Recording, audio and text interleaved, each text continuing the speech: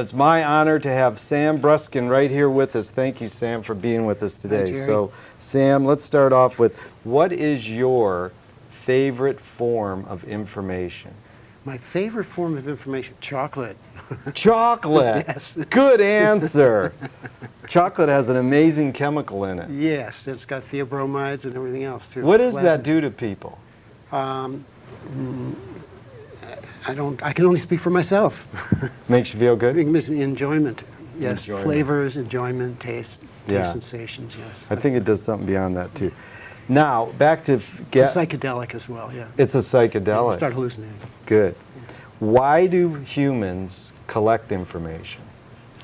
Why do humans collect, if I got that right? Yeah. Humans don't collect information. Humans are information. Information collects where we are. We can't help it. Right. That's good. And do you think Information takes care of itself, like Wittgenstein said about logic. it takes care of it? So normally my route would go, why do humans collect information? People say, well, they're curious or whatever. And then I would say, do you think information gathering is nature or nurture? Well, it's in the sense that the pattern recognition of faces, so you could tell if someone is from the same tribe or an enemy or a stranger, that pattern recognition is hardwired. It is hardwired. Yeah. Yeah. Yeah. So it was a survival need to recognize people, whether they were strangers or not. Can we, through transformation to education, have better pattern recognition, or does everybody pretty much have the same pattern recognition going? Well, if you recognize the person as a stranger, or let's say you don't recognize the person as a friend, and then it worked, how much better can it be? Yeah. Now, if you're looking at patterns of culture and patterns of history, and you want to try to compare, let's say, revolutions, then you might want to develop your ability to gather specialized information so that you can perceive the patterns and overlay them. But as far as our daily functioning, we collect the information we need to function, and we do it. It's biochemical. It's biochemical. Yeah. Now, It's biochemical. has gathering information changed us From when? from day one humans appeared? Yes. In what ways? No, because there was never a time when we didn't gather information. So it hasn't changed us? No. No. No, but I said yes because we change all the time, and it's through information. But we didn't change because of well, yeah, I guess we changed because of the information. Right. Yeah. But it's not as if at one point we're not collecting information, and then we are, and we change.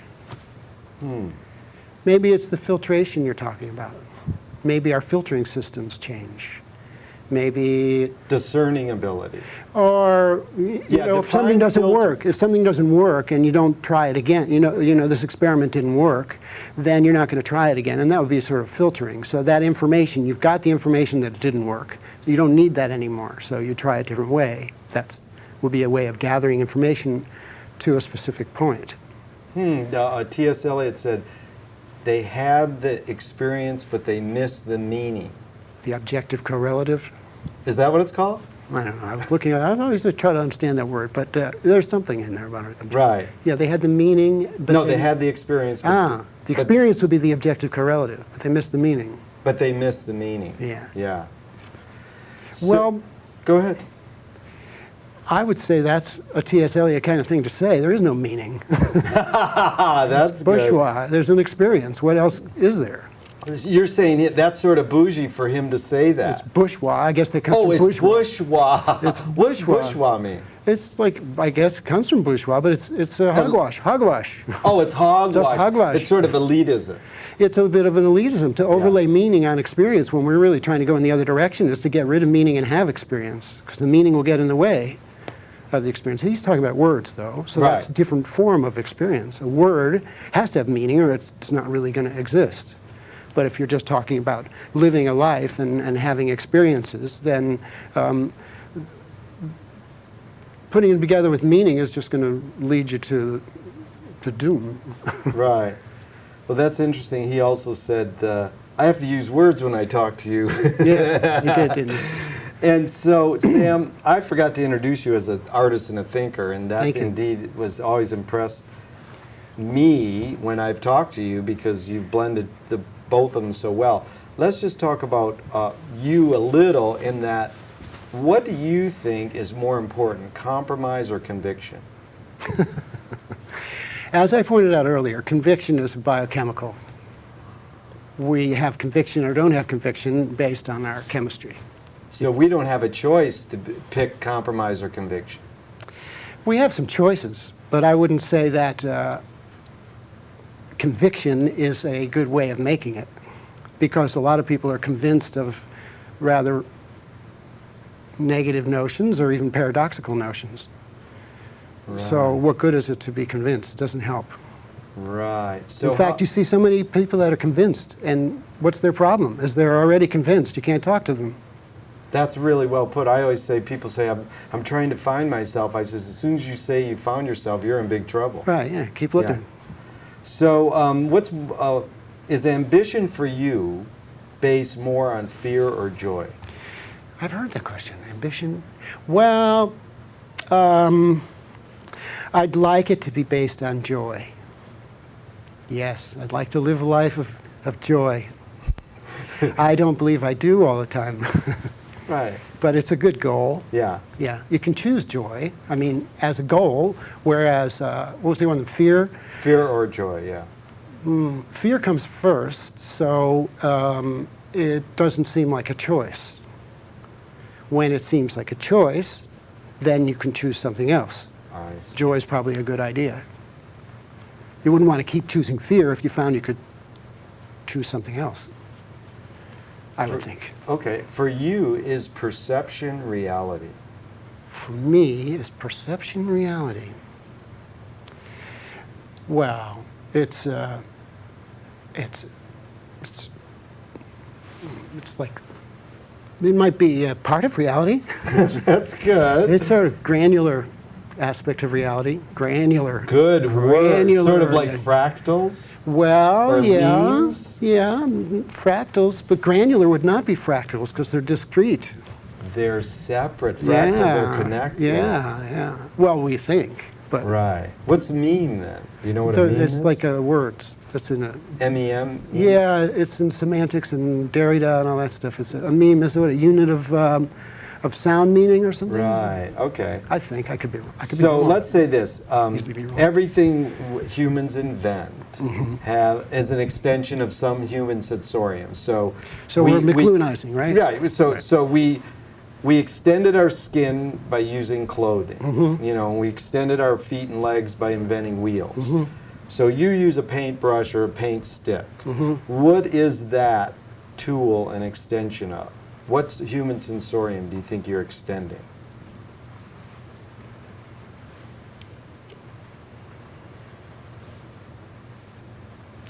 Well, I guess you'd have to start off with feces. I mean, that's where Norman O'Brien would have started, our old boy, Norman That's O'Brien. an amazing answer, because Yeah. do you know Africans that they paint with What else? elephant dung? What else was there?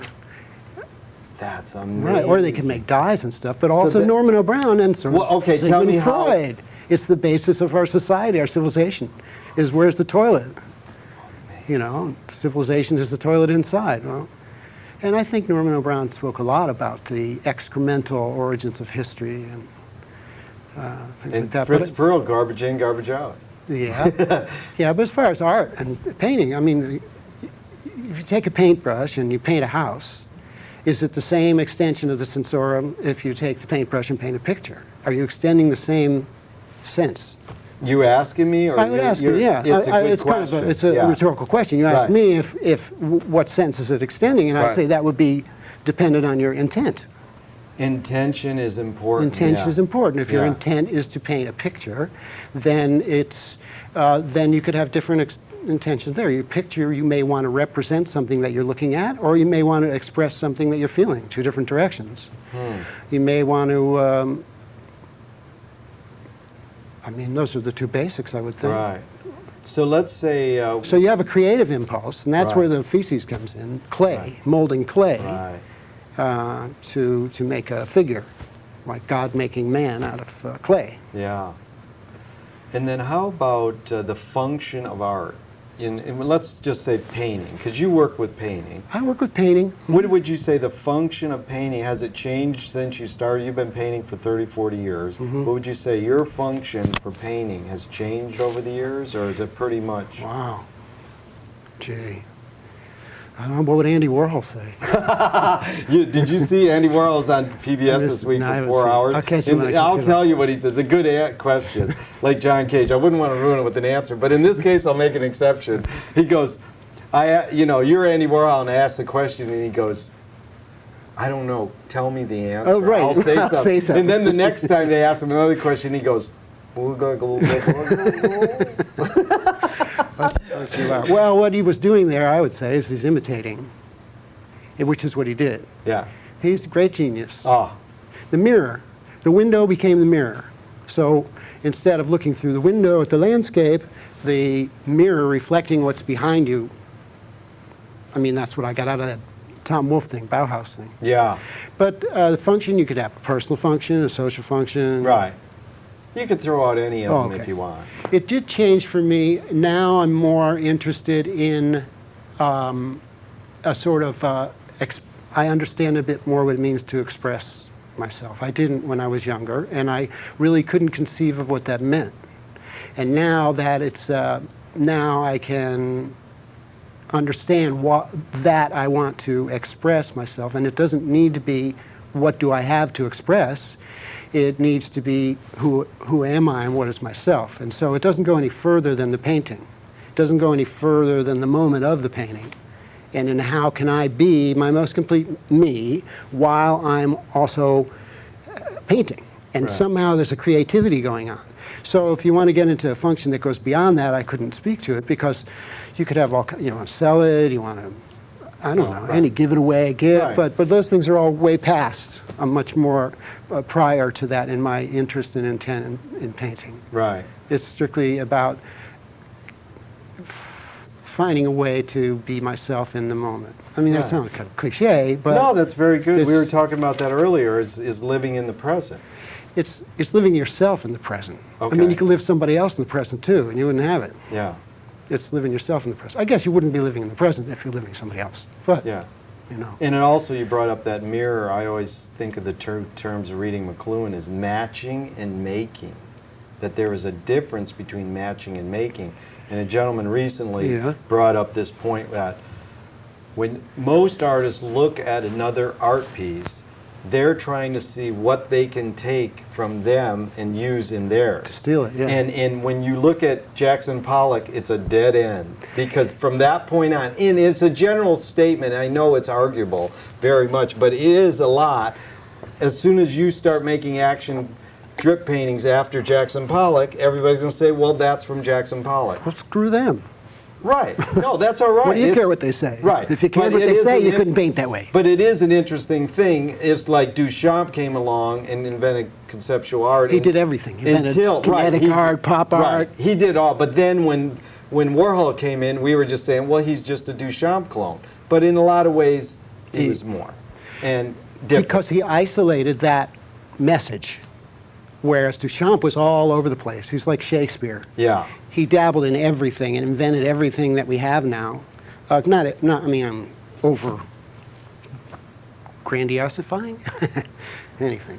But Warhol took a certain segment of that, like the ready-made, and he emphasized that. Right. So you could have people writing about Roman history and take a different emphasis, and it doesn't mean they've rewritten Roman history. They've simply emphasized a different aspect, politics, economics, something else. So Right. Warhol emphasized a particular thing that he saw in Duchamp and took that to the point in which we saw it. We didn't get to see it in Duchamp because he wasn't widely known, and Warhol made a splash publicly because it was so controversial, and because of that we got to see it.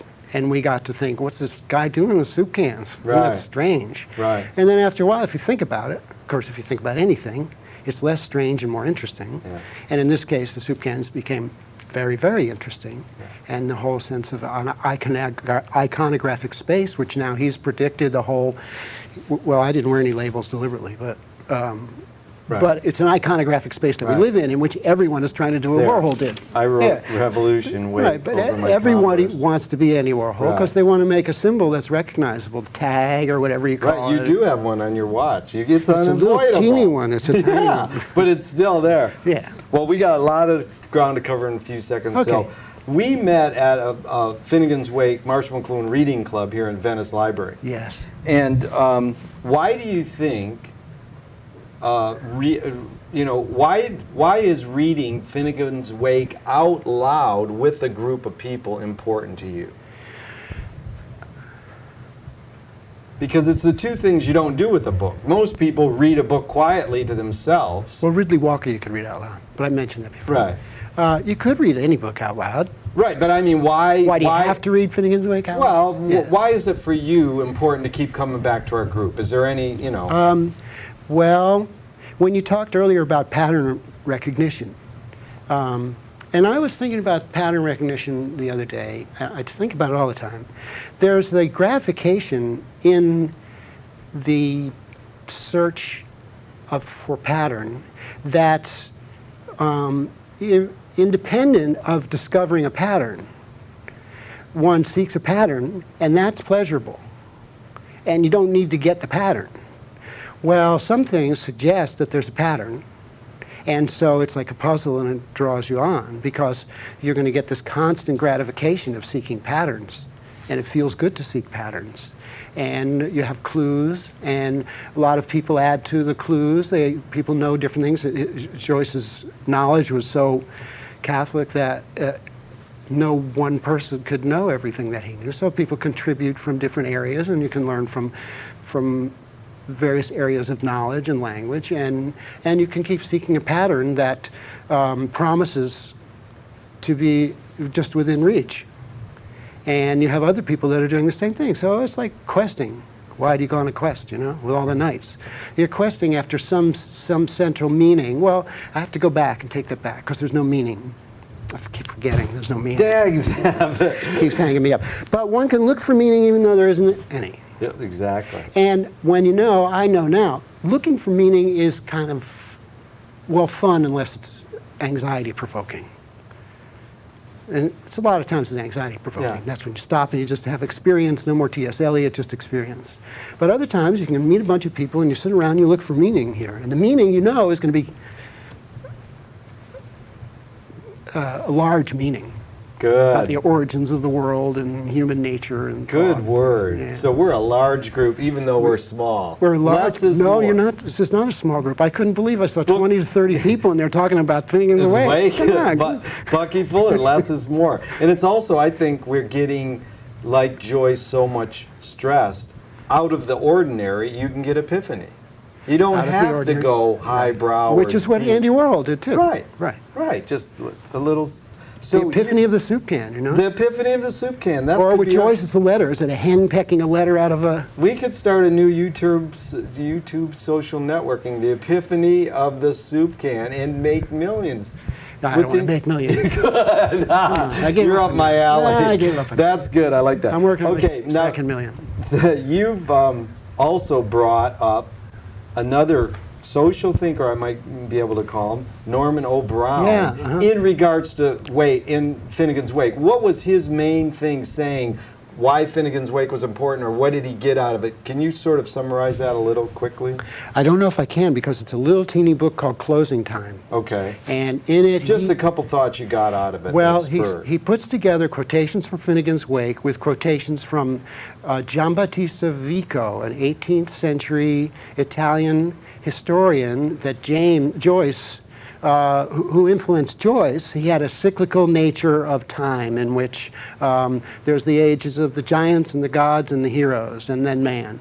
And Joyce picked up on that, and it's a recurring theme in Joyce, and Norman O'Brien puts together the original sources and Joyce, and also his own thing. He calls it ricorso, which is a return, and it's like an intermission, or the farce that goes on during the intermission. I guess during the Shakespeare's that, going back to that, that in between the acts, there would be other little acts, like a farce, or if it was a drama, a tragedy, that in between the acts, they would do a comic version of that. Just people, and it was called a farce.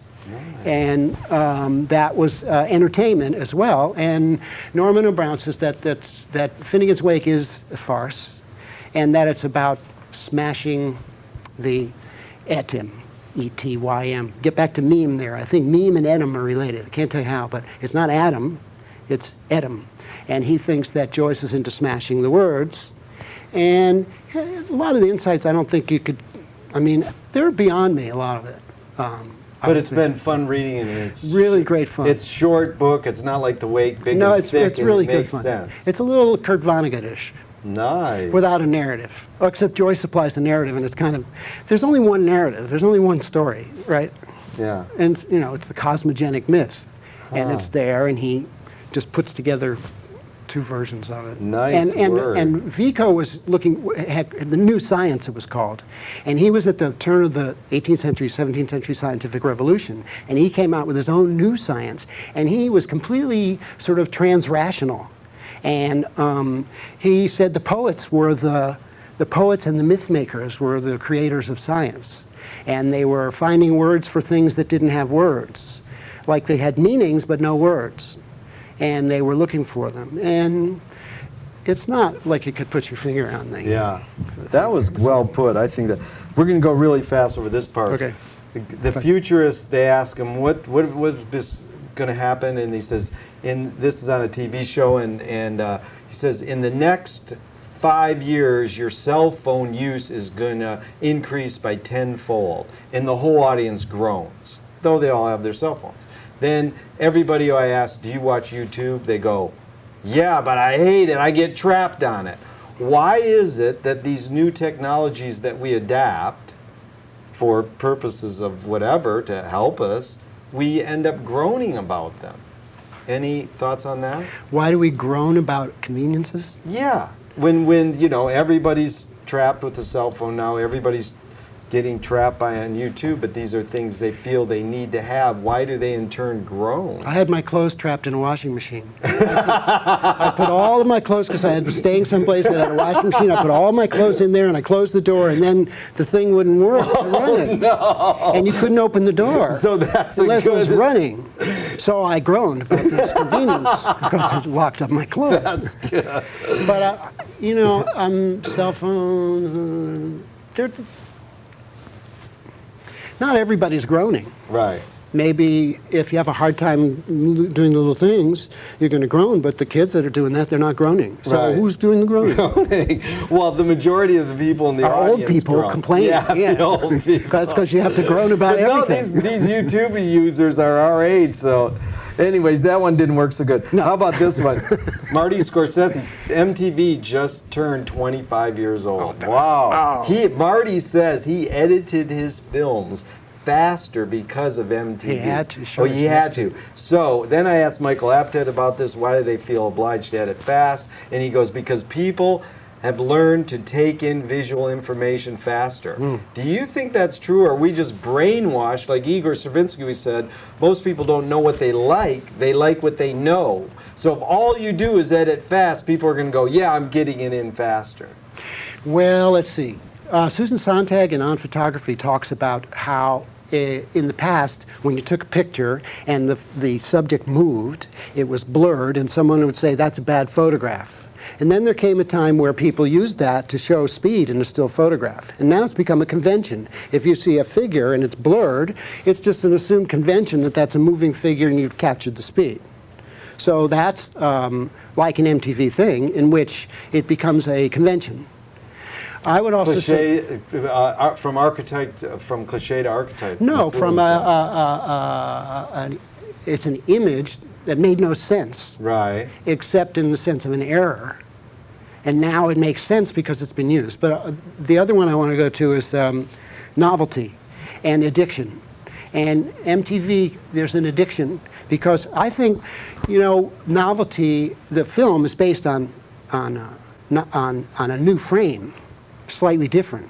Each 1/24th of a second, 1/30th of a second. And we become unconsciously addicted to the new frame. So if there's not a new frame, so MTV sped that up and made it more conscious and more deliberate. Right. And the novelty, I think we're just craving novelty. It's being fed to us, and the need to have a different frame, a slightly different frame each time, is just sort of fostered because there aren't that many different things. So you can articulate only a slight differentiation and get somebody hook them on their novelty addiction. Brand new. Brand new. It could be that technology is religion. Well, people worship technology. They do. And that's what religion's all about. It's about symbols and worshiping and finding things awesome. Yeah, I think it's teaching people music, Yeah. And it's everywhere. art of the rich. It's everywhere, and it's, the universe wouldn't exist without it. Would we exist without technologies? No. We need them. No. It's in our DNA to make them. Yeah, like the pattern recognition. Wouldn't you call that? I'd call that a technology that we're born with. That's And if you nature. can't, if you misrecognize the person, then you could be, meat. Dead public access meat. Yeah, no, I mean, it's Yeah. a survival technology, it's a technology of survival, and we have lots of them. I guess Right. they're mostly unconscious. A lot of social movements that we think are survival are not necessarily. Right. Gestures, mannerisms that we've ingrained